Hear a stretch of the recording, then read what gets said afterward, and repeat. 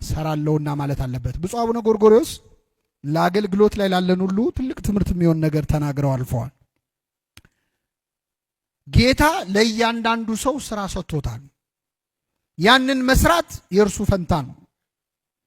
ቢቻለው ያንን ማገድ ደግሞ የዲያብሎስ ስራ ነው። በእርግጥ ስራውን እግዚአብሔር እንደሰጠህ ያህል ሰይጣን ሊያግድህ ይጥራል። ምክንያቱም ስራው ነው።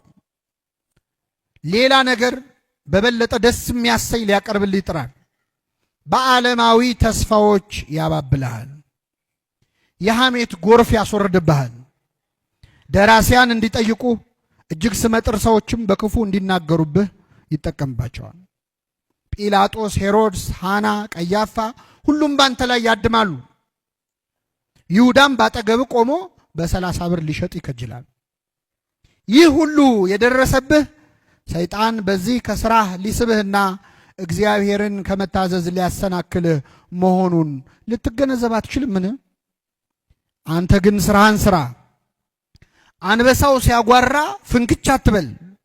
የሰይጣንን ውሻዎች ለመውገር አትቁም። ጥንቸሎቹንም በማባረር ጊዜህን አታጥፋ። ስራህን ስራ።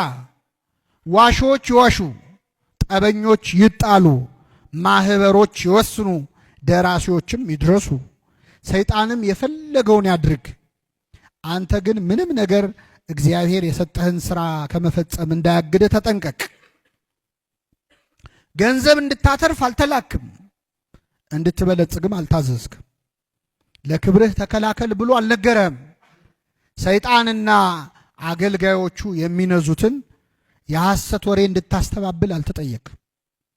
እነዚህን ሁሉ ነገሮች ብታደርግ ሌላ ስራ ልትሰራ አትችልም። ይህም ብቻ ሳይሆን ለራስህ እንጂ ለእግዚአብሔር አልሰራህም። ዓላማህ እንደ ኮከብ የጸና ይሁን። ተወው። ዓለም እንደፈለገው ይነታረክ፣ ይጨቃጨቅ፣ ጥቃት ይደርስብህ፣ ትበደል፣ ትሰደብ፣ ትታማ፣ ትቆስልና ትናቅ ይሆናል። ኃይለኛ ያጎሳቁልህ፣ ወዳጆች ይተውህ፣ ሰዎች ይንቁህ ይሆናል። አንተ ግን በጸና ውሳኔ፣ በማያወላውል ቅናት በመጨረሻ ላይ ጸንተህ የሰጠኸኝን ሥራ ፈጸምኩ ሃይማኖትንም ጠበቅኩ ለማለት እስክትችል ድረስ የሕይወትህን ዓላማና የተፈጠርክበትን ግብ ተከተል። ስራህን ስራ። ወስብሐት ለእግዚአብሔር።